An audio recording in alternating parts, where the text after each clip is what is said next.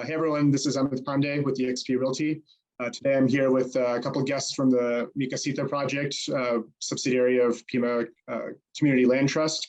I'll let them introduce themselves and they're going to talk a little bit about what an ADU is, accessory dwelling unit, and some of the exciting new ordinances that the city has passed around those. So thank you so much for your time, and I'll let you guys take over from here. Hi, my name is Sharia Jimenez. I'm with Cuadro. I am a designer and I focus on small scale urban infill projects. I've been involved with the ADU process and amendment pretty much since the beginning, since the cities first started talking about revising the zoning code. So, I mean, really high level overview. We have a few slides here. The basics, this first slide just kind of goes over what is an ADU. ADU stands for accessory dwelling unit. So basically it's an independent housing unit with its own kitchen, bathroom, living, sleeping space, like the slide says. People also call them casitas. They call them mother-in-law units, they call them. It's a housing type that's been around actually for a really long time. It just maybe was never formalized in a way in our local zoning codes. So what this whole process was really kind of making that more explicit, what they are and how they're supposed to be used. So and they're called accessory dwelling units because you have the primary residence. One house on a lot is going to be designated as the primary residence, and usually it's required to be bigger than the smaller guest house. And our zoning ordinance states how much bigger it has to be as well.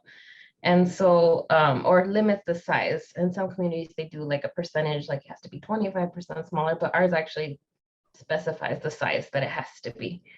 And so, and they can be, this graphic shows that they can come in a variety of forms. So they could be detached. That's probably the most common type that I get requests for from clients.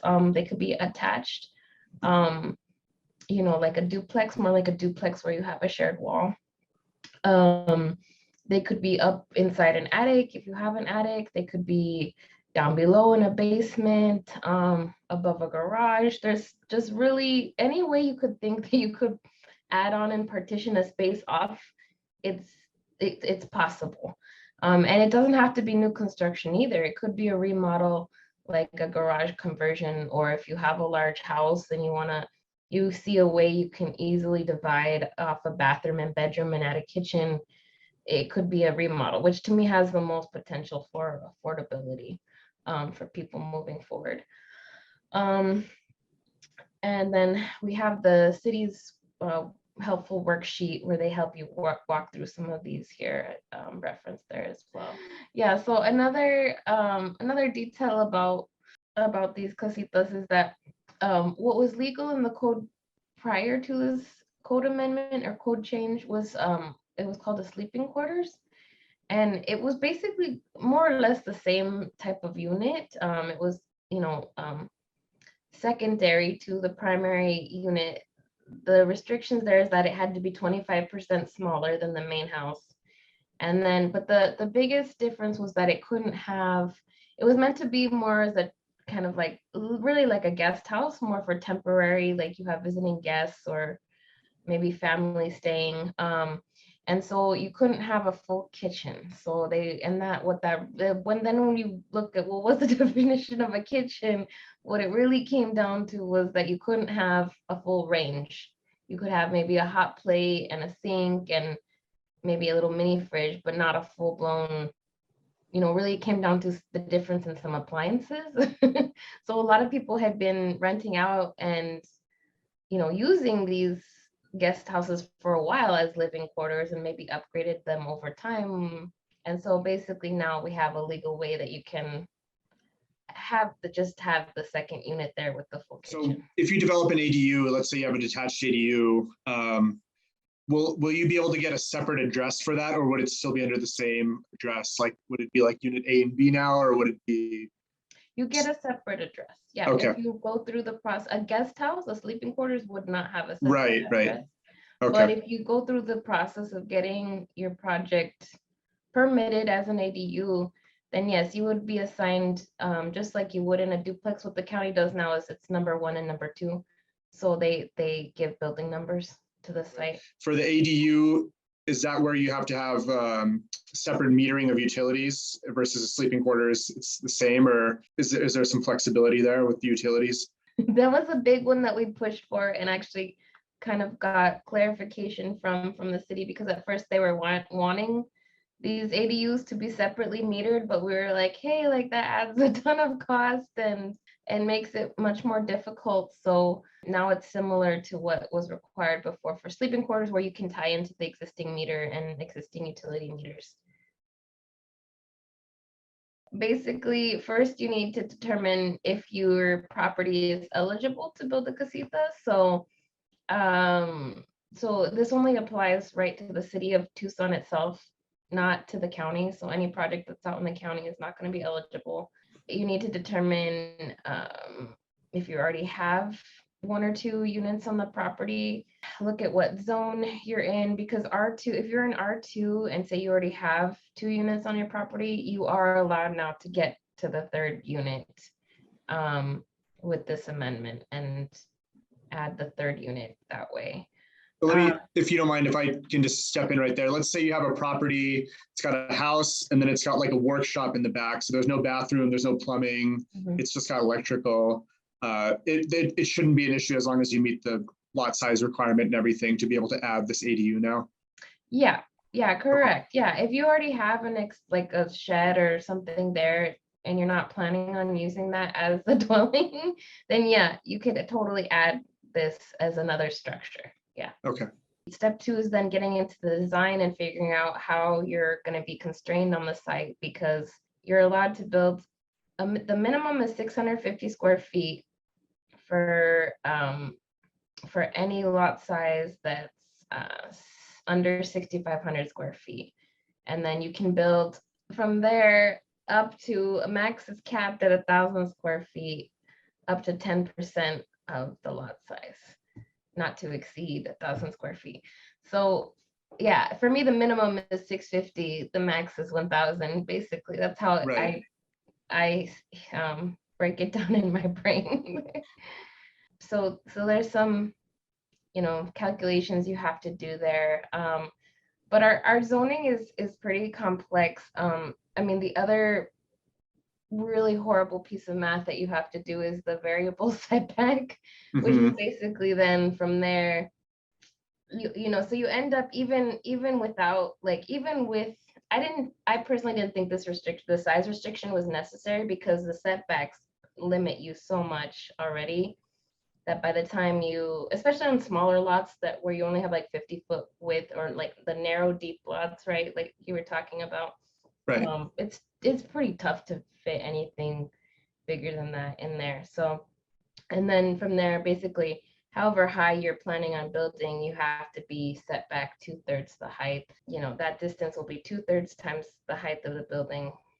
So you have to go through, and the city walks you through all those constraints in their little worksheet here. And then the last step is to then submit your permits. So if I think this worksheet that they gave, it breaks it down pretty well how you would go about maybe submitting plans yourself. But to be honest, this is what I do every day for a living. It takes a lot of work to put a plan set together, and you have to show everything. I mean, mechanical, plumbing, electrical, structural. So it's really something that you're going to be best. You're going to save the most time and money. I feel it's time and money well spent to hire an architect or a draftsperson to draw you up the plans and submit them and apply for the permit. Really, from the time you start designing, usually till the time you have permit in hand and the permit's approved, it's at least a 6-month to 9-month process. It's crazy slow right now. I mean, that is the one thing I will say, is that right now there is kind of a backlog at the city. I don't know. I have hope that as this gets farther along and we have more people, I myself am working on some model plans, and we have some plans that are like ready to go and already have been through the permitting process, that this whole process will get easier. Yeah. And then because there's just a lot of waiting around. You're waiting for your plans to get drawn up by someone, which that's going to be a wait, because everyone I know in the business is super busy right now. That's like, somewhere between 3 to 6 months. Then you're going to wait, for the plans reviewers, which is a minimum. They have 30 working days for the first review, and then they always have comments. So then any revisions you have to make, they have another 10 days. So it ends up being at least a 2 to 3 month process to get through permitting. So it's quite a lift, all of this. It takes time. I mean, we're trying to actively work with the city to hopefully cut down on some of that time. But I think that the potential revenue that people will gain, and then just the need for housing right now, I think it's just well worth all the effort, and I'm curious on, and I think as more and more people start doing this, and as it becomes more recognized by appraisers and people who are looking at this, I think it's going to be what they spent on the project versus what the appraised value is. There's no way you're going to come out upset. Right. It's going to be time and money well spent that's going to add value to your property and your neighborhood, and there's just no way it's not going to. So this ordinance, so let's say you live in like a subdivision with like an HOA in the city of Tucson. So does this ordinance like supersede any HOA restriction on having a second dwelling? Or if you live in the city of Tucson and you meet all the requirements here, are you basically like guaranteed no matter where you live to be able to build an ADU? I think that the HOA will still prevail. I think that's okay. a tough one. Yeah. I mean, that's just good, because I want, prospective buyers to consider this, because, I think people might be excited. But yeah, if you do live in an HOA that's got a pretty tight, CCNRs and stuff, you still want to make sure you're going to review all those. And you don't want to buy a property with the expectation that, you can do this, and then you find out that, the HOA is going to make it way too difficult, or they're just going to deny it. So that's something important to consider. And then the other thing, the quality of construction for the ADU, does it have to be like, I mean, I see at the bottom right there, it looks like there's some prefabricated options. Could you put like a manufactured mobile home, as long as it's fixed? Because, those are built to lower standards, in terms of appraisal and everything. Or does it have to be like site-built modular that's built to like the construction standard? No, you could do those prefab options. That's allowable, but again, you're gonna have to look at that's again where potentially an HOA could, supersede that, or where you'd have to look at the standards for what the city allows as far as whether or not it's considered a mobile home versus a manufactured home. There's a distinction. Right. So the standards might be slightly different depending. I still really encourage people to do site build. I still feel like if you find a good contractor and person to work, a good team to work with, you can still get comparable pricing for site built. And it's just going to be way higher quality. So I definitely encourage all the clients I work with to go in the site built direction. And at the end of the day, you're going to get, again, a high quality product. So the more people who do this, the more that it can become accessible, and pricing will, at least remain competitive, again, to what the market can bear and what our local economy can bear. So I know I've sold a couple homes that I've already had like a workshop or something, that's not livable right now. And like sometimes they're not even permitted structures on the property. So can you just talk briefly about, if someone had like a structure on their property that they wanted to convert, add the plumbing and can you talk about what that would entail and what this amnesty program looks like? The city is still very much in its process trying to figure this out. So, and again, in my opinion, hopefully there's a somewhat reasonable way to go through that process, especially for people who really want to do the right thing, and they want to bring their building up to code, like how, you should be able to do that. Yeah, I mean, any opportunity to increase housing density is, it's something that we need.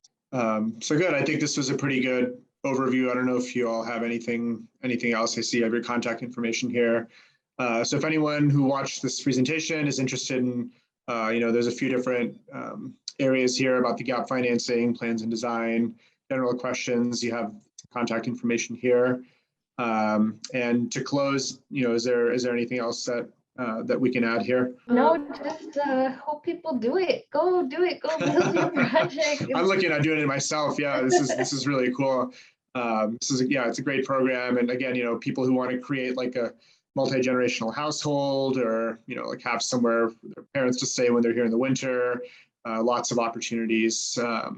So I want to thank you all again for your time. And again, if anyone watching this wants access to any of the other material that was referenced, you can reach out to me, or you can reach out here, and we'd be happy to get you some more information. So thank you again, and I'll talk to you soon.